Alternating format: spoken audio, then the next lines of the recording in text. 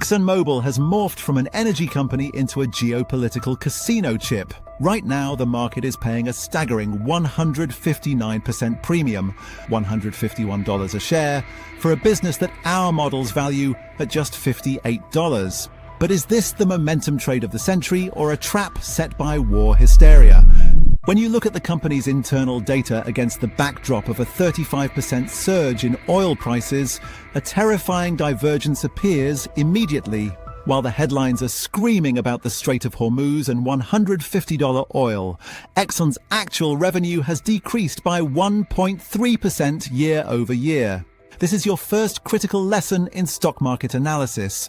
Never confuse a macro event with micro performance. Just because the neighborhood is hot doesn't mean the house isn't crumbling. We need to talk about the $100 billion mirage. Currently, Exxon shares are trading at $151.21. That price tag is built entirely on the narrative that the conflict in the Middle East is permanent. However, when I strip away the sentiment and run a discounted cash flow analysis, which is just a fancy way of asking, how much actual cash will this business put in my pocket over the next 10 years? The intrinsic value sits at roughly $58.32. Think about that for a second. You're paying nearly triple the fair value for every dollar of future cash flow. Why? Because the market has expanded Exxon's price-to-earnings ratio, the PE, from a reasonable 15.5 last year to a lofty 21.1 today. If you're new to fundamental analysis, think of the PE ratio like this. It's how many years it would take for the company's current earnings to pay back your investment. Last year, investors were willing to wait 15 years. Today, they're willing to wait 21 years. Here is the setup that traps most retail investors. You see oil prices spiking because of the shipping paralysis in the Strait of Hormuz. You assume that because the commodity is up, the company's value must go up. But here is the twist. While that PE ratio expanded, the earnings actually collapsed. Net income didn't go up with the price of oil, it decreased by a massive 14.6%. You are paying a premium price for a shrinking bottom line. The market is pricing in an apocalypse windfall that simply hasn't materialized on the income statement yet.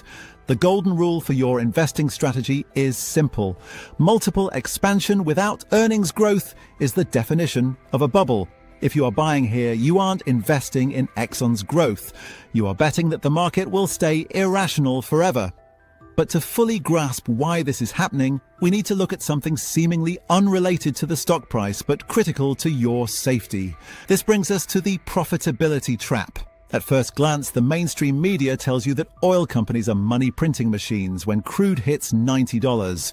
The logic seems sound, they pull it out of the ground for cheap and sell it for a fortune.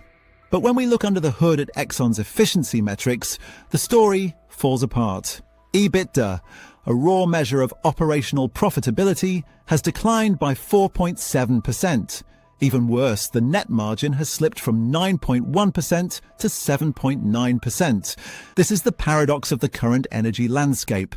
Despite the massive spike in global benchmarks, Exxon is keeping less of every dollar it earns.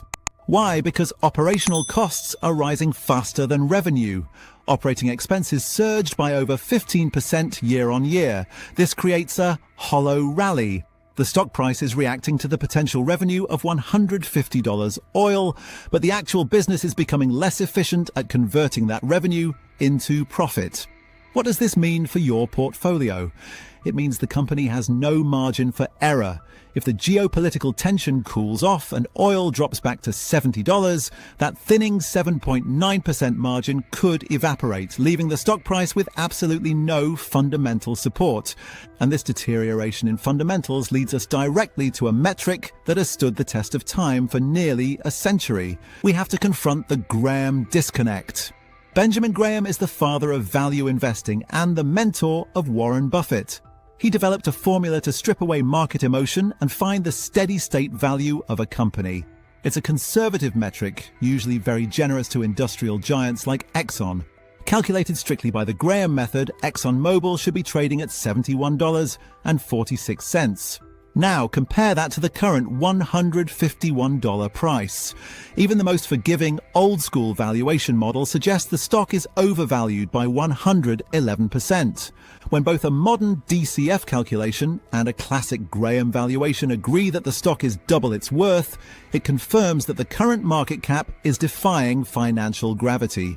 This is exactly why your portfolio might feel stagnant right now, despite what the headlines say. You might be buying high-quality names, but if you buy them at twice their mathematical value, you are locking in years of underperformance. The market eventually acts as a weighing machine, and right now, the scale is tipping dangerously against you. But valuation is theoretical. Cash is reality. And that brings us to the most immediate threat facing the company, the liquidity squeeze. Most people build an investing strategy around Exxon for safety and dividends. They view it as a bond substitute. But is that dividend safe if the crisis ends tomorrow? We look at the quick ratio to answer this. This measures a company's ability to pay its immediate short-term bills with its most liquid assets. A ratio below 1.0 is concerning. A ratio below 0.8 is a warning siren. Exxon's quick ratio has dropped to 0.78. Think of this like a household budget. Exxon is living paycheck to paycheck. This indicates a fragility in working capital management that is completely masked by the soaring stock price. The company is running hot, relying on cash flow continuity to meet obligations. The twist here is the timing. This liquidity tightness is happening during a supposed boom. If a peace dividend occurs, if the Strait of Hormuz reopens and shipping normalizes, oil prices could crash rapidly. In that scenario, Exxon's cash flow dries up, but those short-term bills remain due. The investor's lesson here is about fragility. A high stock price does not equal a healthy balance sheet. You must look at liquidity ratios to understand if a company can survive a sudden change in the macro weather. Right now, Exxon is priced for perfection but positioned for stress. And speaking of paying for perfection, look at what you are buying in terms of hard assets.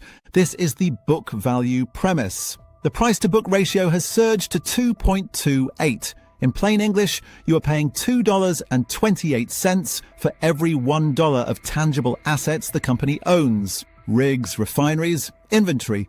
At $151, the market is aggressively overpaying for the company's asset base. Usually you pay a high premium for book value when a company is growing assets rapidly. But Exxon's total assets actually decreased by 1%. So you are paying a record premium for a shrinking asset base. This is the definition of speculative froth. It highlights that the current price action is driven by fear of missing out on the oil trade, not by an accumulation of real value within the company. Now I know what the counter-argument is. But what if oil goes to $150 like the analysts say? Won't that fix everything? This brings us to the final piece of the puzzle, the scenario risk. I ran 3 scenarios for Exxon's future cash flows to perform a complete stock market analysis. In my optimistic scenario, assuming sustained high prices and aggressive cost-cutting, the value bumps up, but it still doesn't justify $151. We are already trading beyond the best-case scenario. But look at the pessimistic scenario. If operational costs continue to rise and hit 90% of revenue, which is the trend we are seeing with that 15% jump in expenses, free cash flow could plunge by $7 billion. This is what we call asymmetric risk. The upside is already priced in. The downside is ignored. If the war hysteria fades, you aren't just looking at a correction. You're looking at a repricing of the entire business model based on a 5% margin environment rather than the current fantasy. Buying at these levels assumes a super optimistic perfection that the data simply does not support. You are effectively picking up pennies in front of a steamroller, betting that the steamroller will run out of gas before it reaches you. So let's circle back to the question that started this.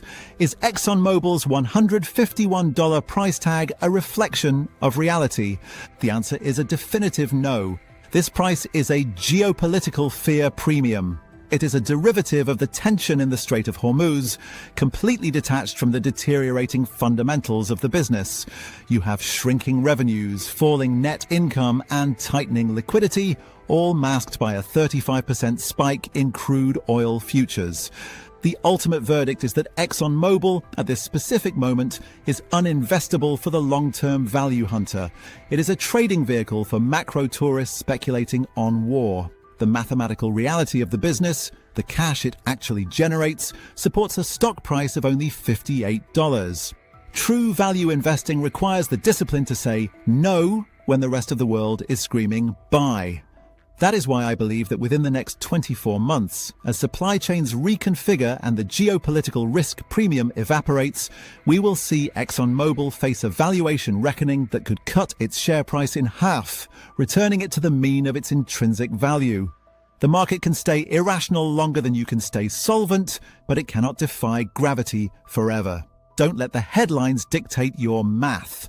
But I want to hear your take. Do you think the war premium on oil stocks is here to stay for the next decade, or are we looking at a massive bubble about to burst when peace returns? Let me know in the comments. So hit subscribe so you won't miss what's next, and jump straight to the next video, because that could be the very insight you need to get ahead.